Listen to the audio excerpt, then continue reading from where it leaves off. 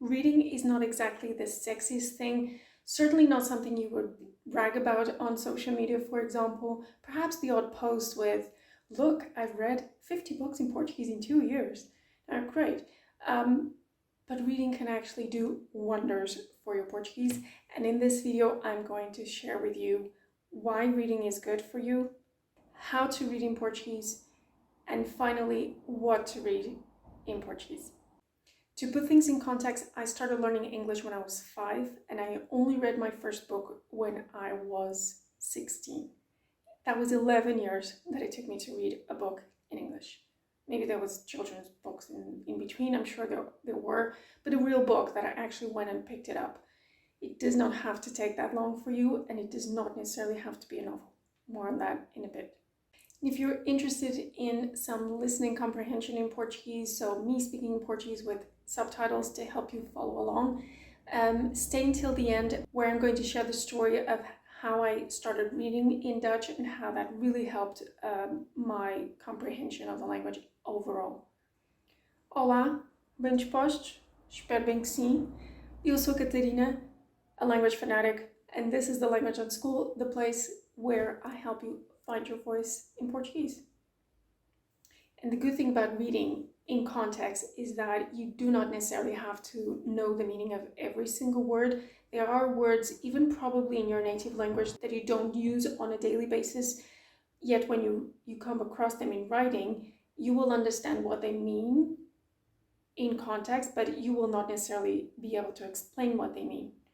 Another thing that reading really helps you with is getting a sense, developing a feeling for sentence structure, even before someone tells you what sentence structures looks like in Portuguese. So even though it doesn't differ greatly from English, so the subject, verb, object structure, it is flexible as well. So imagine you're reading some text that has a lot of dialogues.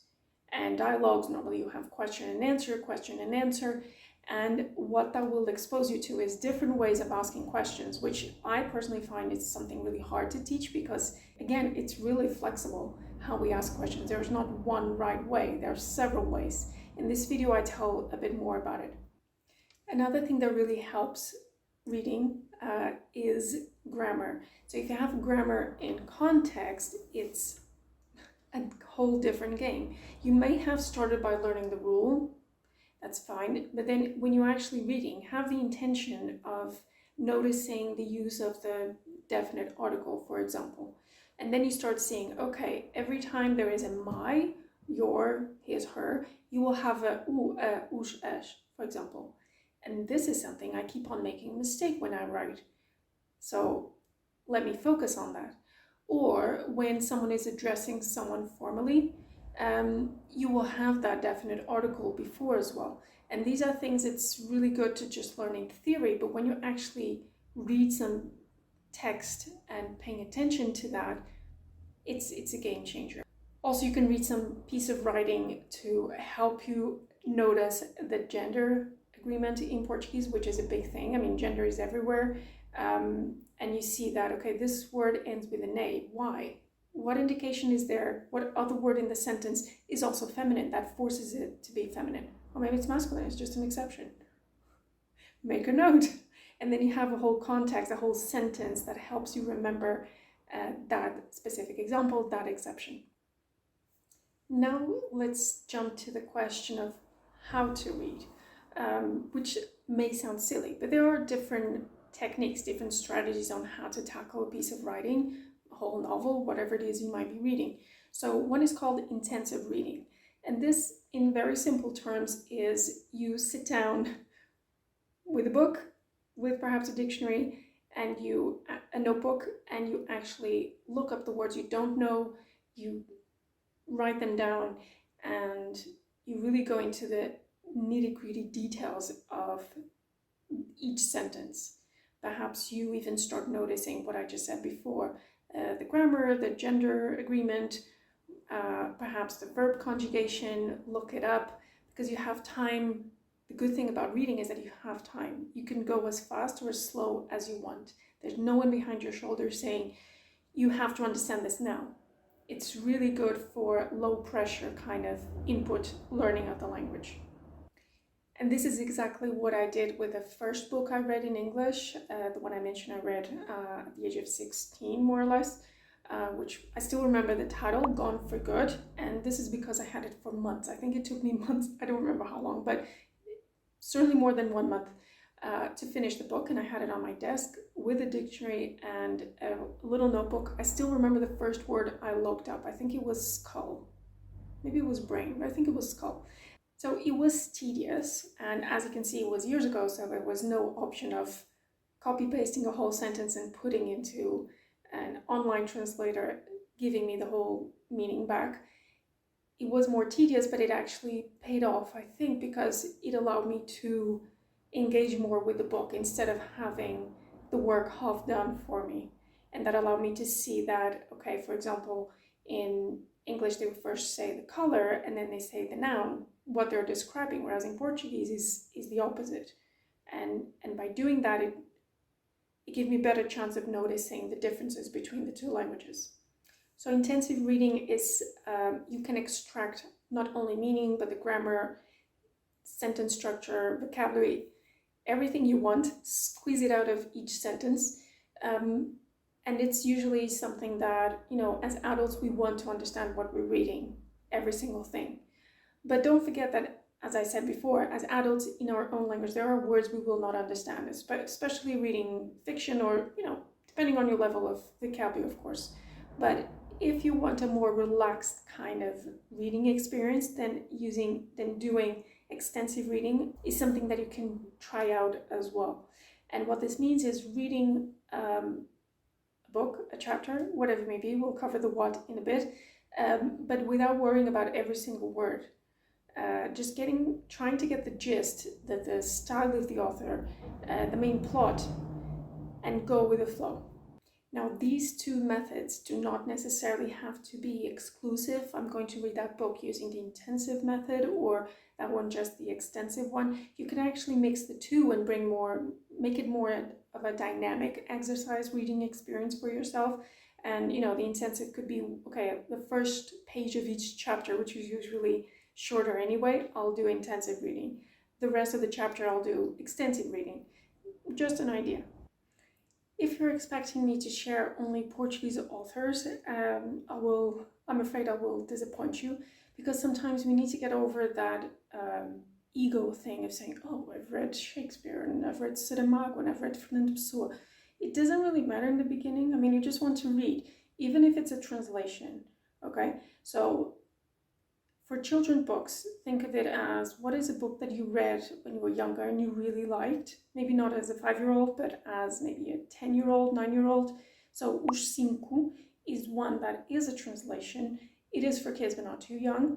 And it's something that, for example, these days they have this new edition that has a lot of pictures and stuff. And are there words that even I don't understand? Yes. But it doesn't matter. You still get the pictures, you get the idea, you know the characters, perhaps if you've read them in the past. So it's good to try, I would say.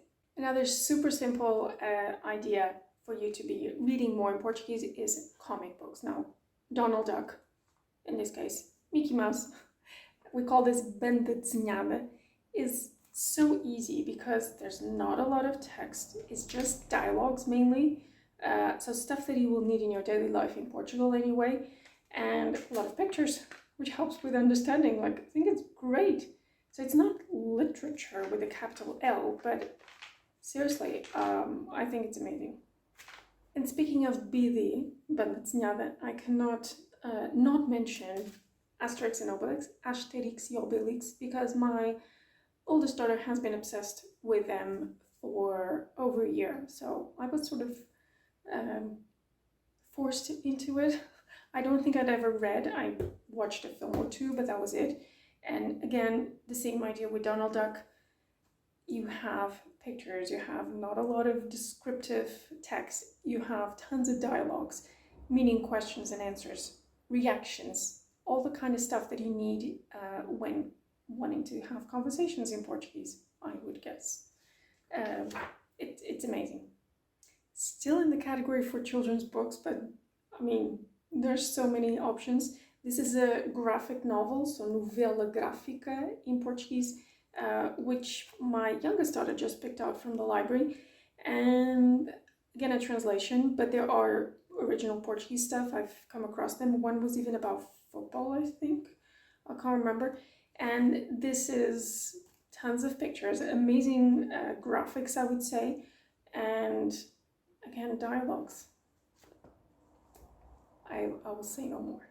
Okay, and that was enough for children's books recommendations. Now let's go into a more adult content.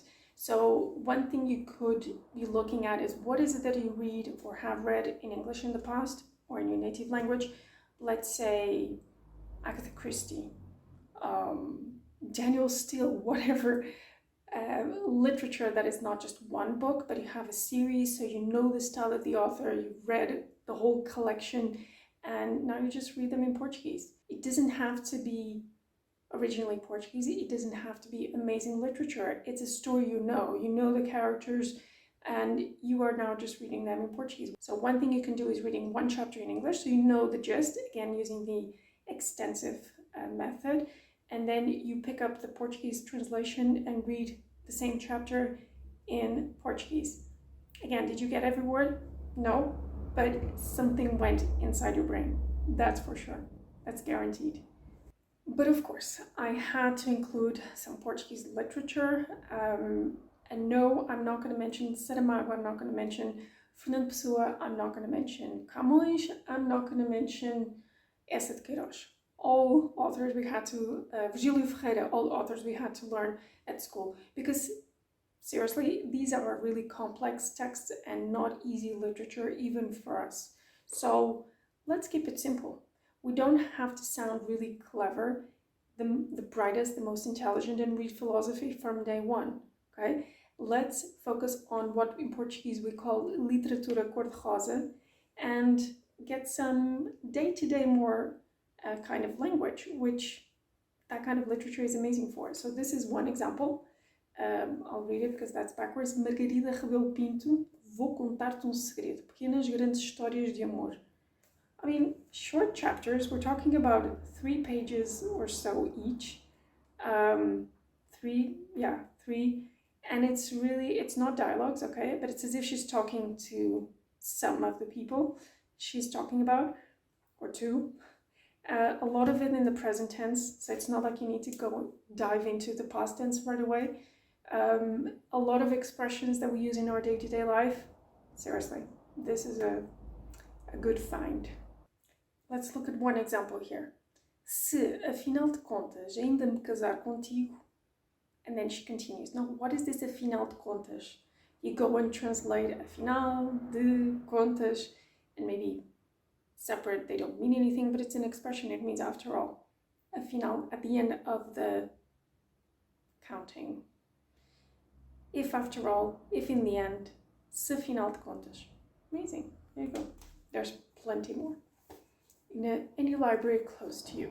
And if you think children's books are the only ones that include repetition, you may be mistaken. Come to my webinar this Sunday, and if you're watching this after that date, then you can watch the replay. It's the same link as below, and you will hear me swear in Portuguese, which I never do, and teach you some grammar in the process. Então, parecido com o que eu já disse sobre como ler em português, eu para holandês o que eu fiz foi, ao fim de 1 mês e meio, comprei o livro Iepanharca, que é um livro muito conhecido na Holanda de histórias para crianças. Eu acho que os holandeses nem se apercebem a quantidade de cultura que aquele livro tem, porque explica muito como os holandeses veem e tratam as crianças e educam as próprias crianças, não é? E eu ainda tenho esse livro e nas primeiras histórias vê-se a lápis o significado das palavras, e é cómico agora ver que eu não sabia as palavras cujo significado eu não conhecia na altura. E lembro perfeitamente, às vezes, coisas que perguntar à minha professora, que eu tinha na altura. Enfim, foi espetacular, porque era tudo, ou quase tudo é no presente. Tem as frases muito curtas, diálogos entre duas crianças, mas não infantil. eu acho que quando a pessoa consegue ter essa distância, que literatura infantil muitas vezes não é? É tudo os unicórnios e tal, mas quando há essa distância de nós, enquanto adultos, vermos, gozarmos de uma boa literatura infantil é espetacular. Bom, logo depois o que eu fiz foi ler Donald Duck, em holandês, que é um livro que se encontra em qualquer lugar, e para mim foi muito bom ver, por exemplo, perguntas, como fazer perguntas em holandês, porque basicamente estes livros é pergunta-resposta, é diálogo, pergunta-resposta-reação, pergunta-resposta-reação, a reação ali pelo meio. Então foi super bom para o meu holandês. E finalmente, eu depois dei um salto talvez um bocado maior, mas como holandês não é uma língua muito diferente do inglês, que eu já sabia obviamente, o que eu fiz foi ler, eu tinha ainda um livro da Jane Austen, portanto, Emma, que eu acho que ainda não tinha lido, apesar de conhecer o filme, pronto. E então o que eu fiz foi li um capítulo em inglês e depois li o mesmo capítulo em holandês. Portanto, eu sabia o que é que se tinha passado, o que é que se estava a passar. Era uma questão de, ok, não percebo cada palavra, mas não interessa. Portanto, eu acho que na altura entre o meu primeiro livro em inglês e o meu primeiro livro em holandês, havia ali uma falta de paciência que eu não andava ali a ver que cada palavra significava, mas também não estava... O meu conhecimento de língua já era diferente, portanto, era uma outra maturidade linguística, digamos.